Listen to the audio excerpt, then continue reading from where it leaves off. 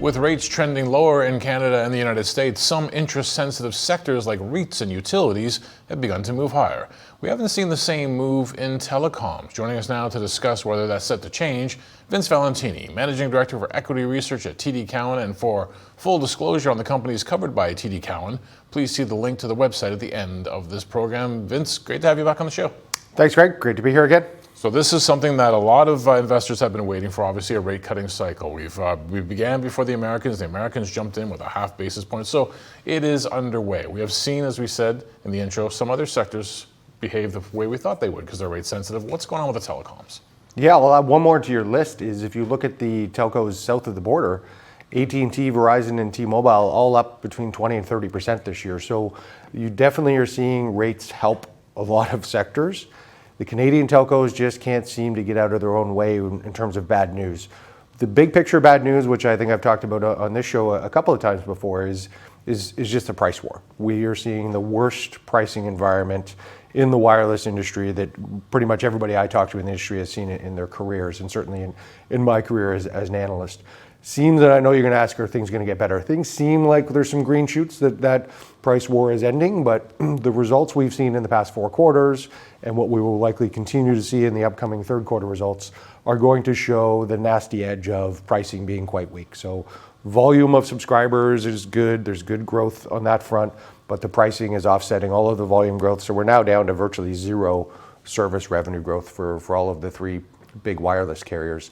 So that's the biggest sort of overhang. Each company has their own company-specific sort of problems, whether it's the MLSE deal at Rogers that people don't understand, it's the dividend quality or payout ratio at BCE that people are concerned about. TELUS has their non-telecom businesses that are concerning people, and TELUS International has been the prime sort of target on that front. And all of that culminates with, debt leverage is pretty high. So there's not much margin for error as far as investors are concerned when they look at, again, go back to those US telcos that have done much better. On average, they have about 2.5 times debt to EBITDA ratios. The Canadian guys, BC and TELUS are more like 3.5 times. Rogers is up at 4.7 times. So people are saying combination of uncertain pricing environment with higher than sort of normal debt leverage probably leads to us saying, you know what? Even if rates are coming down, there may be safer places to put our money. That's the sort of backwards-looking view, Greg, as to why the stocks haven't done as well as some other rate-sensitive sectors so far. When it comes to that pricing war, is it a little surprising that someone hasn't backed down at this point? I mean, that's the whole thing, right? Because it's been going on for a while, and I think a lot of people were thinking it was like, there'll be a certain point where one of these companies just says, listen, we need to back away from this. No one seems to be backing away. Well, no, we have seen people back away a little bit. So when I mentioned earlier, there's some green shoots. So I am still very bullish that this sector will do much better over the next 12 months than what we've seen over the past 12 months, especially, as you're going to talk about later in the show, as the Bank of Canada likely continues to cut interest rates. The yields and returns of free cash flow yields on these names just start to look too attractive to ignore. But we do need to see some of that sort of somebody backing down and some stabilization. We saw that starting in late July. So as we've talked about before, this all started with Rogers buying Shaw, being forced to sell their wireless business to Quebecor, and that made Quebecor a much stronger near national player. So we effectively have a disruptive 4th carrier in the wireless industry, which for years we didn't have. It was more of a cozy oligopoly with everybody keeping prices reasonably high and disciplined. That upset the apple cart. Quebecor spent about a year trying to find their footing. They had to figure out how to market that Freedom business properly. They had to get their retail distribution better. They had to figure out how to do internet in bundles with wireless, a whole bunch of sort of blocking and tackling that they had to do. In the interim, they said, we still want a lot of customers and we have a low cost structure, so we'll just use price. We will just lower price even more than where Rogers, Bell, and TELUS are, and that'll get us our customers. And they certainly did that. They've started to pivot in late July and say, okay, we've got those other pieces of the puzzle in place. If we can win customers on a bit more of a blend of quality and price, it's better for their long-term business model. And that we're starting to see that. And they've held the line. The prices increases they announced in late July have held right through till today, all the way through what's usually a noisy back-to-school period.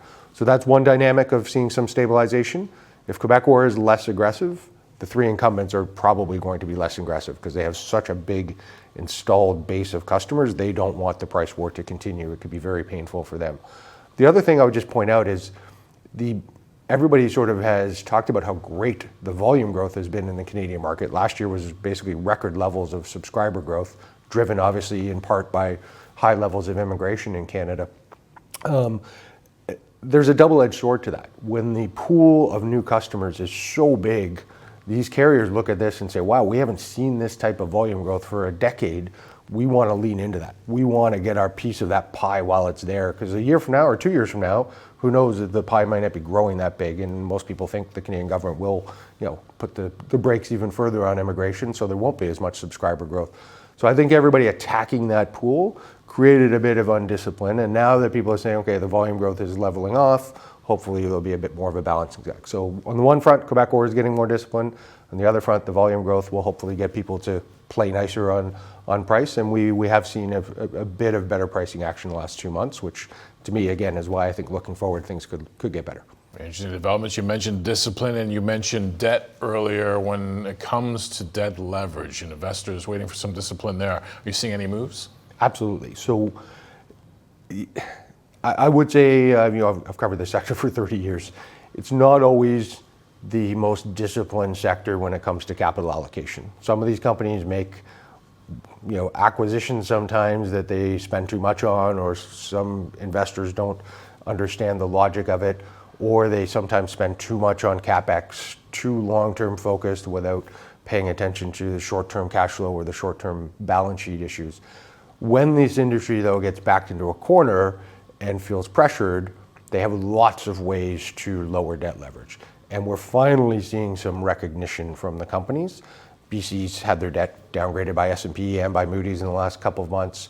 Everybody's critical of where Rogers' debt leverage is. TELUS, has issues as well. I think out of that sort of pain comes a bit more, attention to detail. And the biggest thing these companies are now doing is looking at selling non-core assets. There's also going to be reductions in CapEx going forward by all the players, so there'll be more free cash flow to pay down debt. But on the non-core assets, BCE's deal was a clear sign of that. I would say capitulating somewhat on an asset that they've always said they wanted to keep ownership of. The sports, right? But yes, agreeing to sell MLSE for $4.7 billion is showing that they're very serious about reducing their debt leverage. TELUS is talking about multi-billions of dollars of proceeds from selling real estate and selling copper now that they have an all-fiber network. Rogers is articulating at least $1 billion in asset sales over the next year. So I think the good news is the management teams now realize how serious the problem is, and they're paying more serious attention to it. And that means we should see better traction over the next year, because they're all asset rich. They all have assets they can sell if they want to. They can all spend less on CapEx if they need to. So I think the first point is they have to recognize there was a problem. And for a long time they weren't, and they were quite happy to keep debt leverage high.